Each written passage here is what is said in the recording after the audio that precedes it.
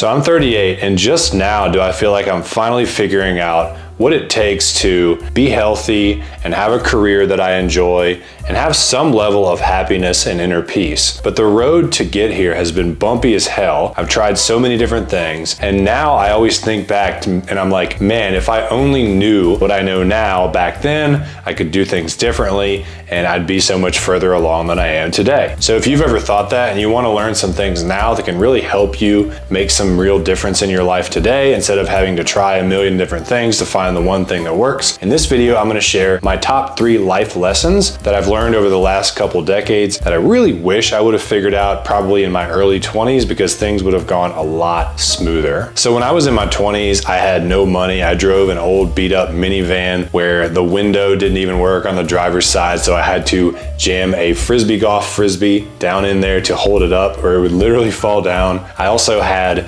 things like eczema where my skin itched, and I had food allergies, and I also experienced a decent amount of anxiety and depression during those years. And now that I'm in my late 30s, I've turned all those things around. I have a career that makes me good money. I'm the healthiest I've ever been, and I really don't have that much anxiety or depression anymore, and I feel pretty happy most of the time. But for every answer that I found that worked, I probably tried 9 or 10 different things that did not work. So in this video, I'm going to share the top 3 life lessons I've learned that have helped me to have a career that I enjoy that makes more than enough money, to have great physical health, and also to have a general sense of inner peace when I go about my day. Now, I'm not going to do a deep dive on each lesson. I'm just going to essentially share the lesson with you, and then I'm also going to share some additional learning material if you want to take a deeper dive on that subject. And I'm going to share these in descending order. So the 3rd most valuable lesson that I've learned over the last couple decades down to the 1st most valuable lesson. All right, so my number 3 most valuable lesson is to eat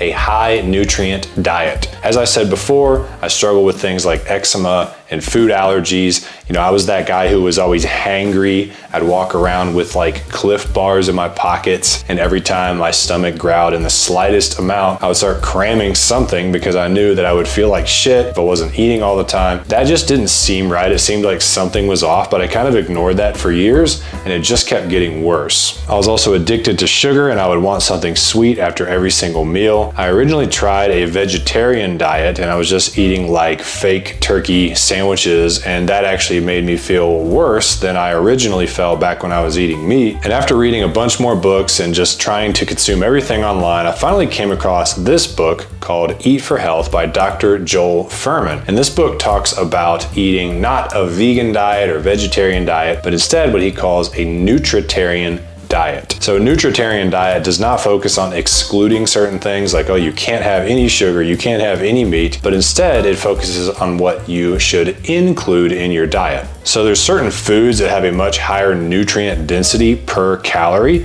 and when you eat those foods, you get a higher ROI on the investment of the calories. Here's a pic of what is called the Andy chart, which shows the nutrient density score of the average foods that we eat.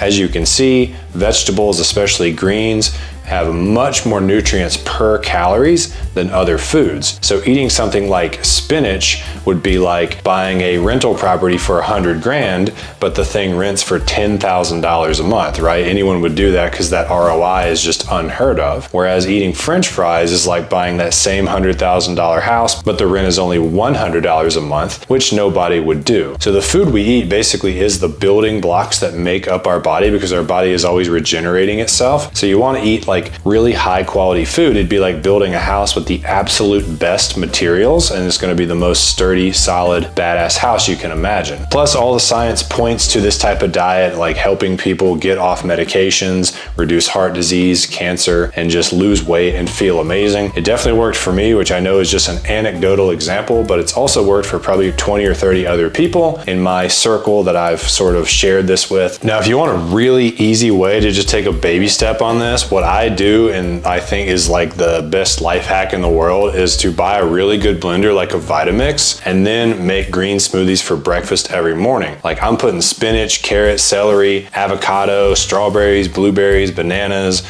protein powder, oat milk, peanut butter, that thing's like 1,000 calories of fruits and vegetables and protein, and it fills me up, makes me feel amazing. And I'm getting all those high nutrient foods because I put so much greens in there especially, and it tastes delicious. So it's like, it's really having your cake and eating it too, because the thing tastes good and then you're eating the stuff you're supposed to. Again, if you want some additional learning on this, I really recommend either of these books, Eat for Health or Eat to Live by Dr. Joel Fuhrman. Now, I want to give you a bonus tip that's related to number one, because eating is one part of health, but then there's exercise too. And for most of my life, I've gone to the gym and gone running and stuff like that, but I could never really get those habits to stick. I didn't enjoy them that much. And it wasn't until I discovered in the last year that I don't actually have to do things that I don't enjoy in order to be in shape. I don't know why I always thought that I had to go through grueling workouts in order to be physically fit, because I've discovered all these really cool things out here in Denver. Like, they have parkour gyms where you can run and do like Ninja Warrior stuff. They have rock climbing gyms, and my latest thing that I'm into is kickboxing, and all these things are just fun to me. I feel like I'm learning a skill, meeting new people, and I'm getting in really good shape, kind of without even realizing it. So I really recommend that you find a hobby that you really enjoy that also keeps you in really good shape, because that is such a life hack if you're just having fun and you're becoming physically fit in the process. All right, my number two most valuable life lesson is to create a career that you love. Now, you can see in this pie chart that we spend the majority of our time at work. And work is also the number one cause of stress for most people. Here's a quote from the American Psychological Association. It says, "Concerns about money, work, and the economy top the list of most frequently cited sources of stress." So just like we talked about how some people struggle through types of workouts that they don't enjoy in order to be fit, well, plenty of people are doing the equivalent of that at their job, just struggling through something they don't enjoy because they think they need it to pay the bills. But if people are doing fun things that also keep them fit, and if people are doing things that they love that also make them money, then why can't that be true for you as well? So I'm going to tell you two things that I know to be true. One is that you can start a passion business doing what you love and grow it to where it will pay your bills, and you can quit your job and do what you love for good. Two, that endeavor probably will take you anywhere from 3 to 5 years. Let's just be absolutely realistic and super conservative here. You're not just gonna quit your job overnight and start making 6 figures like tossing frisbees at the park or doing whatever it is that you love. Starting a business is not easy. If it was, everybody would do it. So you have to have a longer term mindset when you think about this, and just know that 3 to 5 years, that's gonna go by whether you start your passion business or not. So you might as well figure out what you want to do and just start chipping away at it now. Even if you only have 20 or 30 minutes a day to build that business, I'm telling you guys, if you don't enjoy your work, it is the biggest thorn in your side. You're sitting in traffic and setting your alarms, and you're there for at least 40 hours a week in a lot of cases. You're not as present as you would like to be for the people that you love. Also, if the bar we're trying to hit is paying your bills, then the lower that bar is, aka the lower your expenses are, the easier it will be to hit it. If I have a client that only has $2,000 a month in expenses, they can quit their job via, their passion business quite easily. But if your expenses are like $10,000 or $15,000 a month, it's gonna take you a lot longer to be able to quit your job and pay your bills doing something you love. So if you haven't gotten yourself into a bunch of bills by now, don't do it. And if you have, take a hard look at those and see what you can cut. And as far as additional learning goes, I've written this book called Nail Your Niche, which is about starting an online education business. So if you've ever wanted to, be like a YouTuber or a podcaster or an online coach or create content, just help people online somehow, this book will help you lay the foundation to build a 6-figure online coaching business. I will put the link for this book and the other books that I mentioned in the description. All right, it's time for the number one most valuable life lesson that I've learned in the last couple decades, and that is simply to live in the present as much as possible. So I know that this is advice that is thrown around all the time. You see pictures on people's walls that say, live in the moment and all that kind of stuff, but what does that really mean? Well, here's what I've noticed. When I have a bad day, something will happen, like I'll get a nasty email from somebody, or I will get honked at in traffic, or, you know, I won't feel good, or just things don't go the way that I would like them to be going. But I realized that it was often not the things that I thought were pissing me off that were the real reason I didn't feel happy. It was actually my thoughts about those things, and specifically the fact that I just kept re-bringing it up over and over in my head throughout the whole day. You know, I'd get in an argument, and then I would be arguing in my head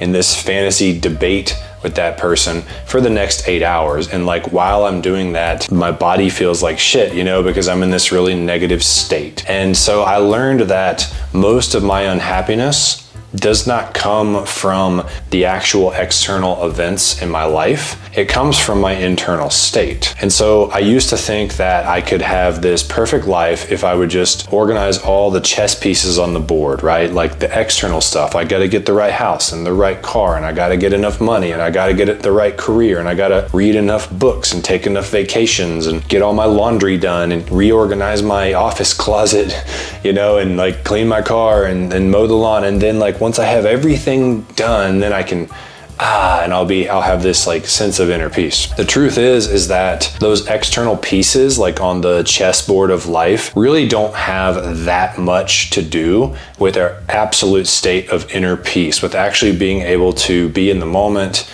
and feel relaxed. That actually comes from within us, and it's something we have control over, even if our outside life is a mess. In fact, there's people who have their shit together if you look at them on the outside, but on the inside, they're an absolute mess. There's also people whose life seems like a mess on the outside, but they're the happiest, most present, cheerful people. It's like, how can that be? In fact, I saw a study that said Mexico had the happiest men in the world, you know, out of every country. And in Mexico, they don't have nearly as many possessions or like the abundance that the US has. So why are Mexican men so much happier? So I discovered that, you know, for me, real inner peace and joy, it comes from somewhere deeper than like external things. And this is a journey that I'm still on. You know, I don't consider myself like this spiritual master. I'm not selling courses on spirituality. I'm really just sharing my own journey in this. And, you know, I'm not perfect. I still have days where I don't feel good or I get mad about things, but I'm realizing more as time goes on that I've got control over my inner state, and I'm making a choice one way or the other, and that inner state is the cause of 90% of how I ultimately feel. The last thing I'll say is, if you want to start trying to be more present, and you know, you find yourself in your mind and you're always beating yourself up or repeating negative thoughts like a record going around and around, don't make that into some new problem and oh, now I got to do this, right? Just look at it as this little spiritual practice. You know, if you can just be present and watch your thoughts and be in the moment for 3 seconds without thought, then that's a win. And then if you can do that over and over, those gaps of no thinking will actually lengthen on their own, and then you'll find yourself living more in the present and not just letting those thoughts kind of beat you up over and over needlessly. And if you want some more learning on this, you know, I recommend Eckhart Tolle's books. There's this one called A New Earth, and there's also The Power of Now. So thank you guys so much for watching. I hope those tips helped you, and I've linked to a few other videos here if you want some extended learning on how to be healthier, to have a career that you love, and to find more inner peace in your life. Thank you guys for watching, and I will see you in the next video.